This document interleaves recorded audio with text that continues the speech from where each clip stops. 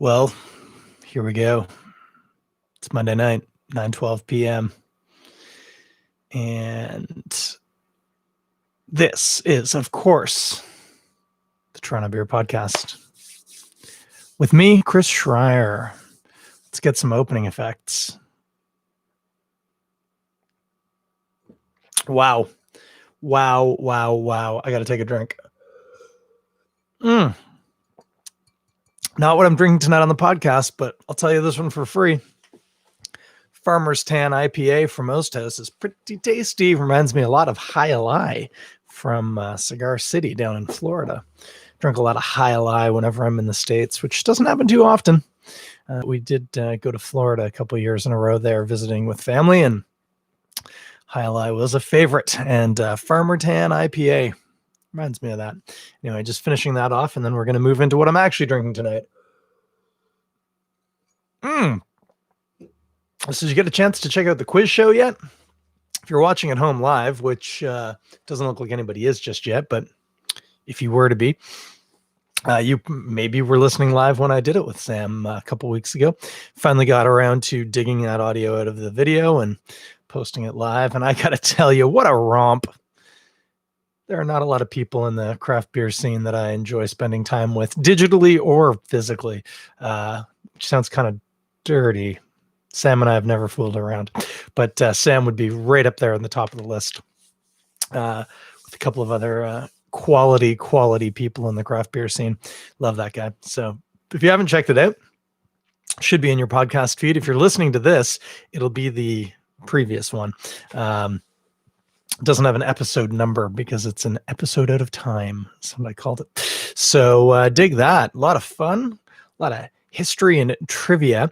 For those of you following along, I did mention I was going to look into making a Kahoot, which is the popular quiz-based platform that all the cool kids are using these days, what with their Google Classrooms and Zoom meetings and so on and so forth.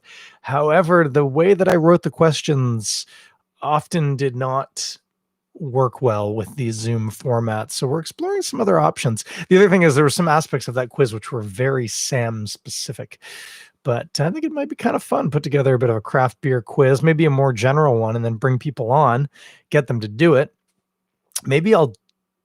Anyway, you don't need to get into the nuts and bolts of this. I'm just thinking out loud right now. Don't need to do this. It's fine. Let's drink some beer. Tonight, what a night. I got a banger here. I'm not even sure. I'm going to take a look right now if it's still available. Because I'm not sure if they still have this one in stock or not, but this is a Godspeed beer from, I got to go to the shop here. From Godspeed, which makes sense because I just said it is still available. I'm going to warn you guys, not cheap. This one is not cheap, but this is the Taru Ichi, which is in Japanese, it means first barrel.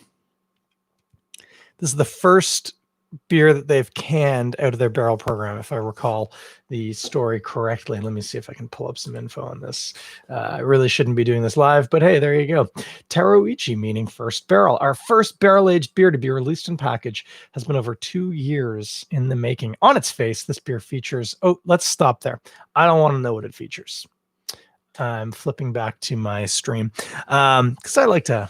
Well, I bought 4, and this is my last one. I've had this, guys, but I like to think about it without being told. You know what I mean? What do I know about it based on the can? It is a barrel-aged Godspeed-style porter, clocking in at a massive 8.5%. And as I noted, it's not cheap. I think it's around $7.50 a can. We tend to expect beers these days.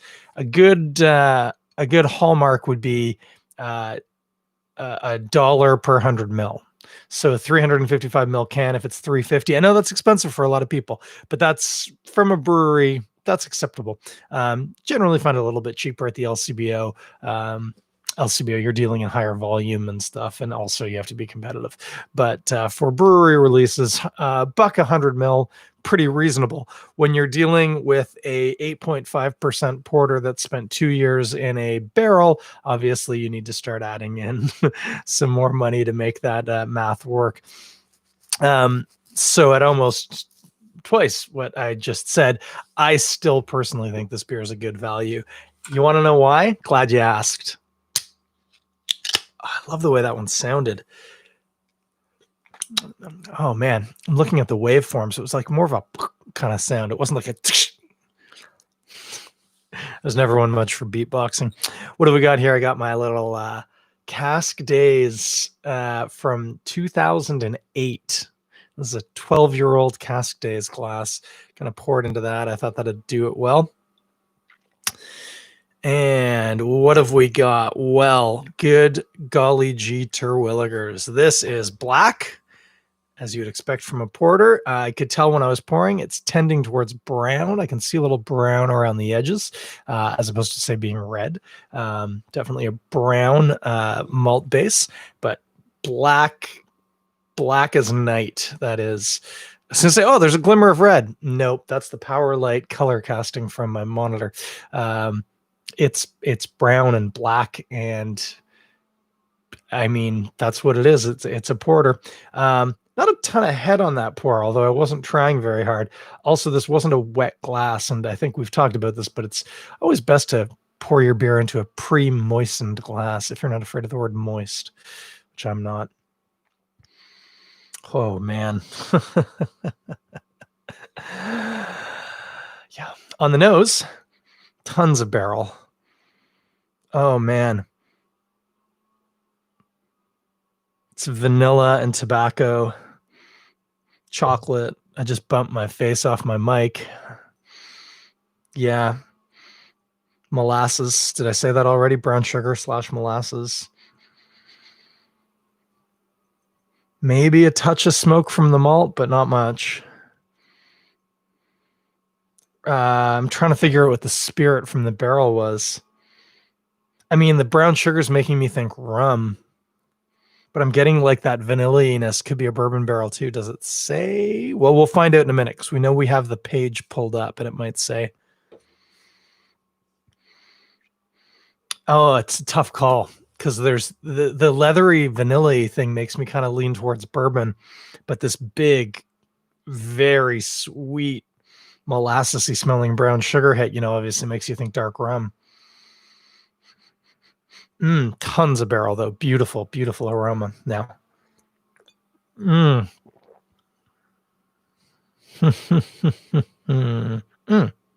That's a weird effect. When I was laughing, I still have water in my ear. I was in the lake earlier today. I thought I got that all out.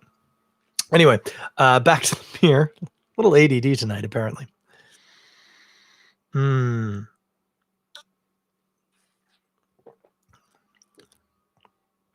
Tons and tons of barrel character. Nice. Dark berries maybe to there. That was unexpected. Yeah, like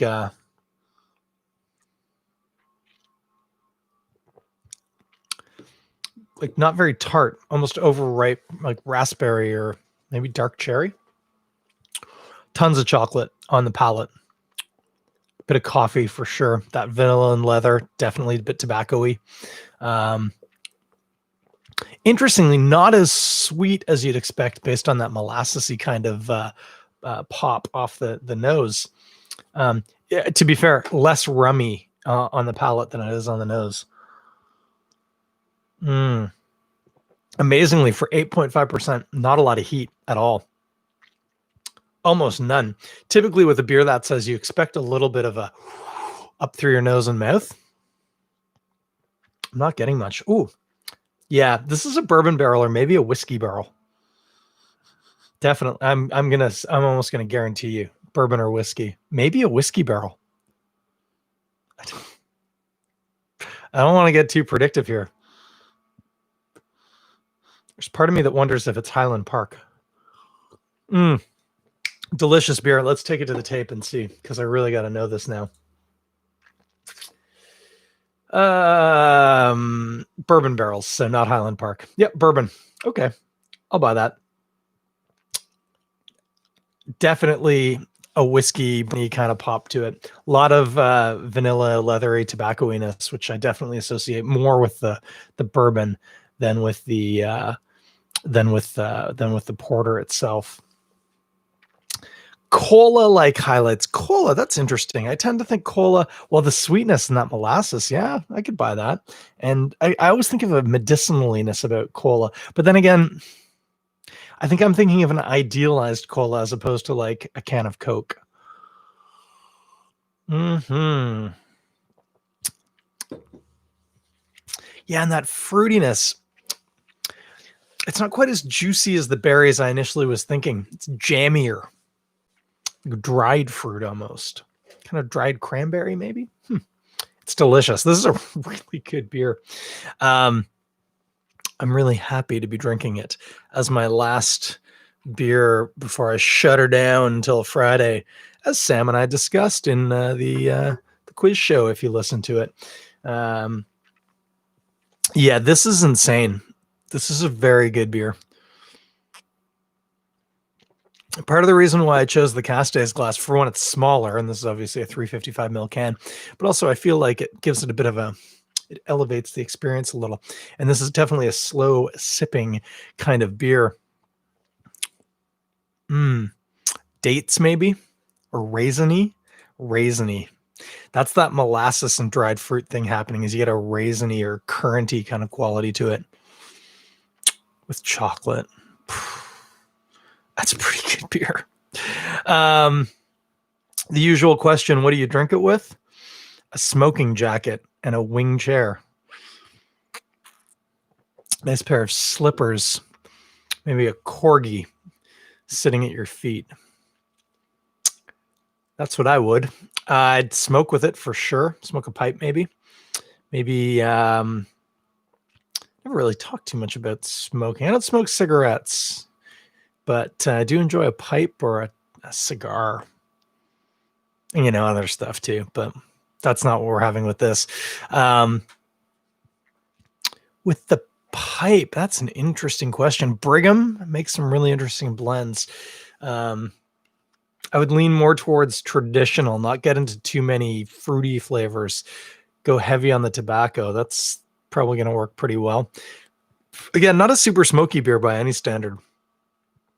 I don't think there's any smoked malt in it at all. With a black beer like that, you always get a little char or a little roast off of the malt, but it's not inherently smoky. But all those other flavors go so well with a bit of smoke. And then obviously a cigar would be fantastic. My kind of go-to these days, there's actually, it's funny, I said Brigham, same company. There's Brigham and More, that's M-O-R-E, not the name M-O-O-R-E, on Queen Street, not too far from me. Lovely little tobacconist, really good actually. It's a tough balance to strike when you sell tobacco that way, because on the one hand, it's really easy to be really take yourself way too seriously and be a total jerk to the people who come into the store. On the other, you don't want to go to a convenience store like you're buying an expensive product. You want to feel like you're buying an expensive product. So Brigham and More, I think, really strikes the balance well.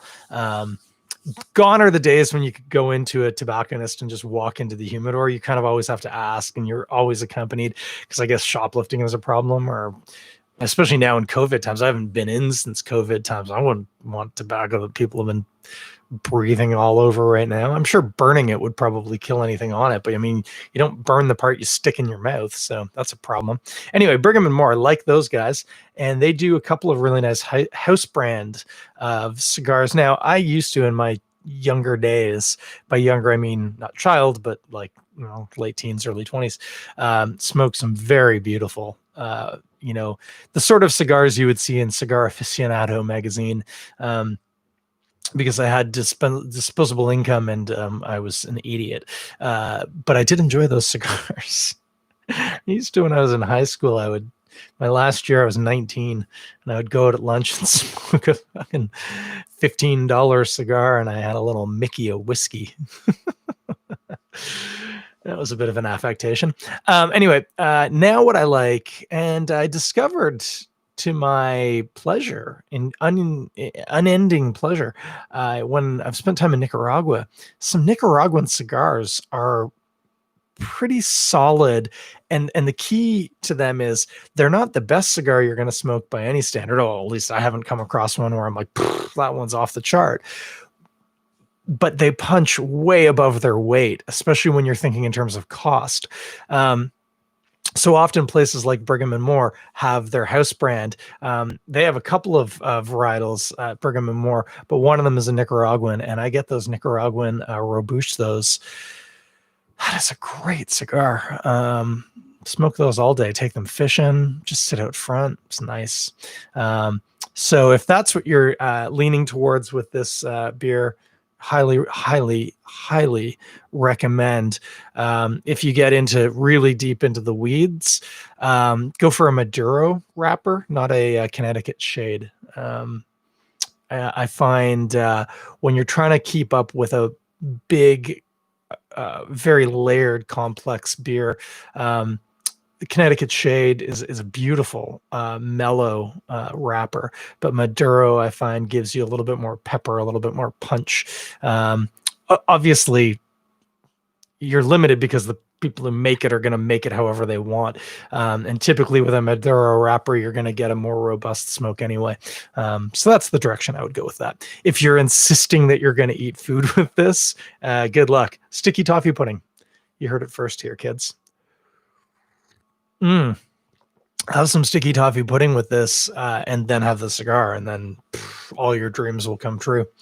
Was that the promise? I think that was the promise that they made in Napoleon Dynamite, right? Vote for Pedro and all your dreams will come true. Those are words to live by, kids. Anyhow, what a beer from Godspeed. According to the web shop, still available. Godspeed still, as far as I know, I haven't confirmed this recently, but doing home delivery. Bless their souls. So get yourself some Godspeed. I know I keep telling you this. I keep doing Godspeed beers. It's because I love them so darn much, and they're so darn close. And if I order beer from their web store before 3 p.m., it's delivered that day. That's really hard to beat, guys. Top quality, amazing people, fantastic delivery schedule. What else do you want? So that's what we're drinking tonight. Taru Ichi from Godspeed Brewery to BIM and obviously Yamanaka-san and all the staff there. A deep, heartfelt arigato from me, Chris Schreier. And I would highly recommend getting into some of this. Let's talk in a second. Let me just have a bit more beer.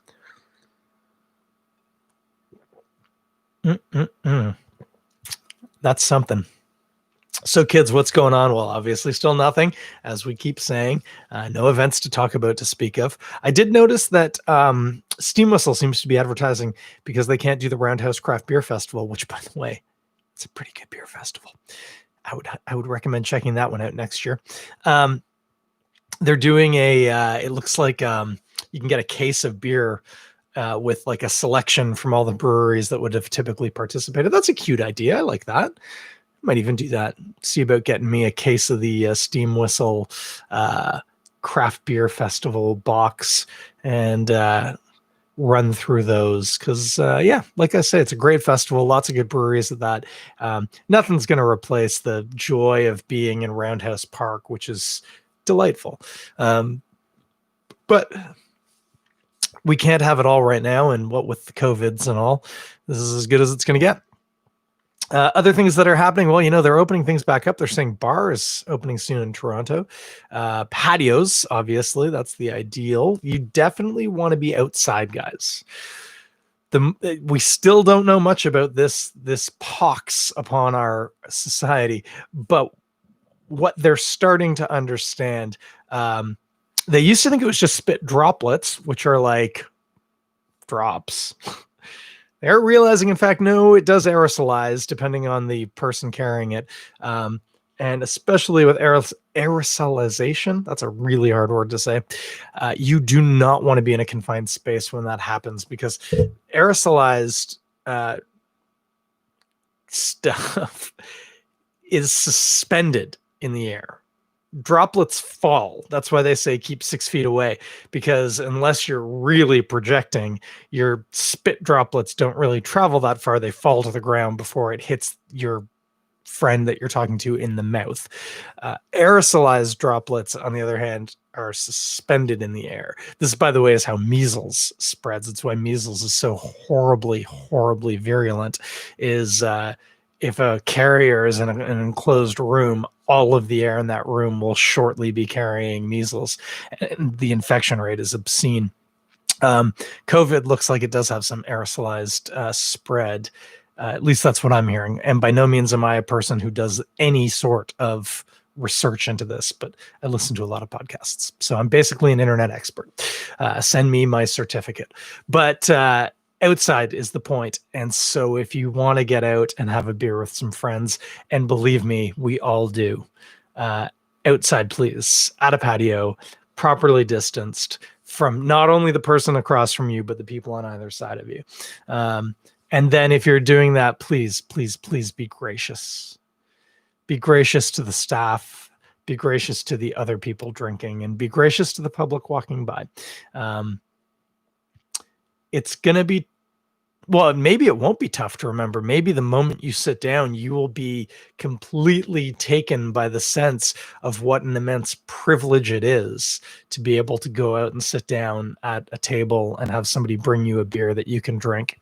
But if that doesn't immediately occur to you, stop yourself and check in and say, how long has it been since I've been able to do this? Top secret, guys, it might not last. If history has taught us anything about these things, we're going to get shut down again. So enjoy it while you can. Also be aware, you might be part of the reason why we're going to get shut down again. So just play it cool, okay? Be safe and be gracious, be kind, appreciate it, and but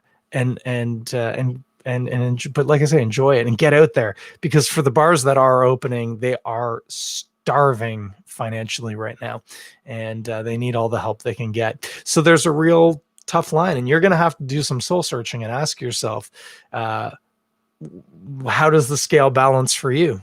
If you or somebody you love is immunocompromised, this is completely out of the question.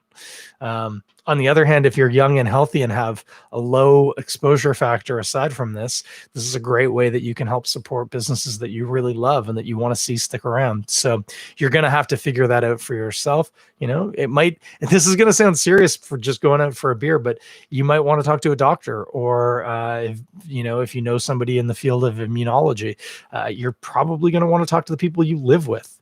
Because just because you want to go out for a beer doesn't necessarily mean the people you live with want you to bring anything home, be that a date or a disease.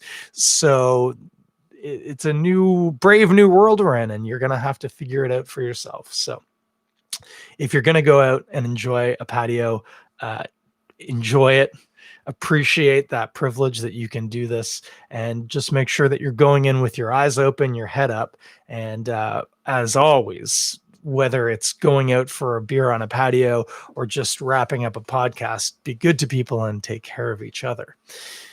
While you're out there, remember that there are still a lot of people protesting, and they're not protesting you going to a patio, or at least most of them aren't. There are much, much, much more important things to be protesting right now. But remember that it's a position of privilege that we can do these things instead of protesting. And so really take some time to appreciate that as well. And of course, consider if you can't, in fact, participate with a protest for yourself. And I know for a lot of people right now, finances are real tight.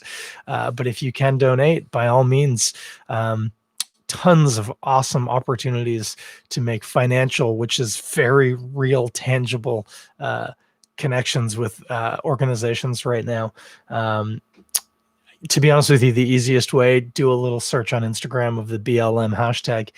You will find no shortage of organizations posting. Find an organization that's posting stuff that resonates with you. Do your due diligence, and if they're the place that you think you want to support, by all means, if it's within your capacity, send them a donation, or if they have a subscription or whatever, sign up for it, and really make these protests and this energy mean something. I was listening to a podcast actually today. I can't remember which one it was. I'm gonna have a sip of beer. 1 second.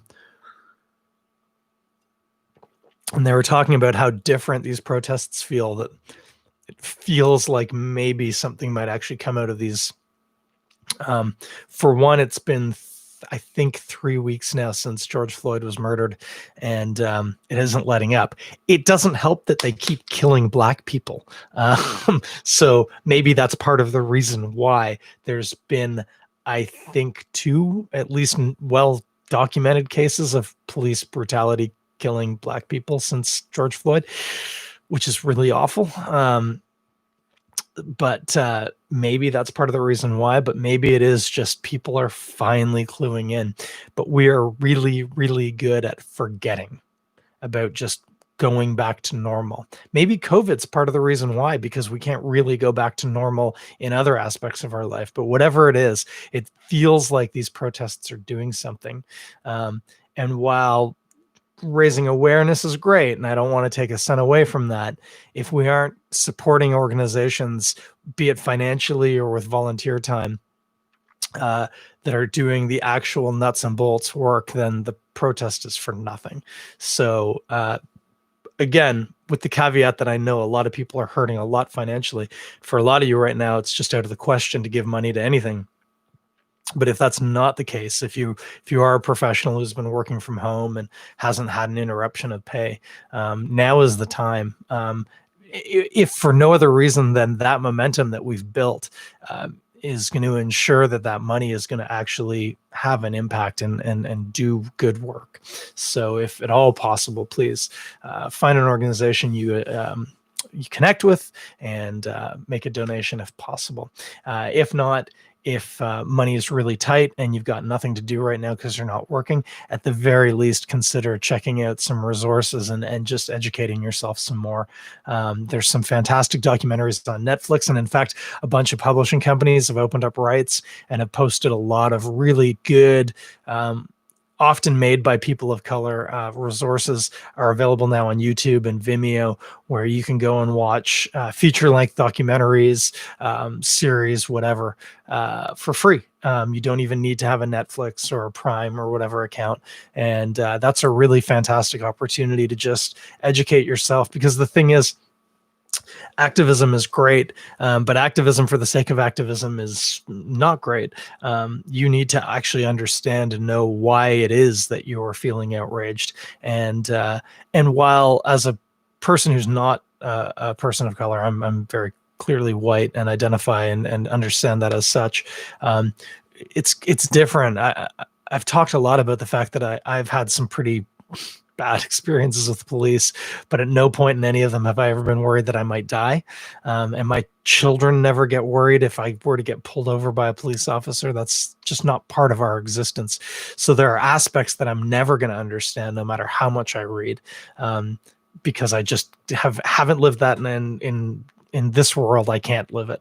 But there's a lot of things that I can understand and that I can rationally take in and parse in my own context. And so continuing that process of learning and reading, and most importantly, listening, it's the best thing we can do right now. So however you manage it, whether that's following, people of color on Instagram or Twitter, immediately to my mind, Desmond Cole is such a fantastic, amazing, strong Black voice in Toronto, but in the world in general. I'm not sure how much he's posting anymore, but when I used to actually spend time on Twitter, I was always amazed by Andre Domise. I'm not sure how you pronounce his last name, but he actually ran for mayor 2 elections ago, I think. And smart and eloquent, funny, but very real, never afraid to back down from a situation. Fantastic people that you can look into. Instagram's the same. It's not hard if you take a little bit of time to expose yourself to voices that you wouldn't have otherwise connected with. That can be beer related, but that can also just be generally. So take some time to just listen, if you're not a person of color. and take this as time to learn, to onboard things and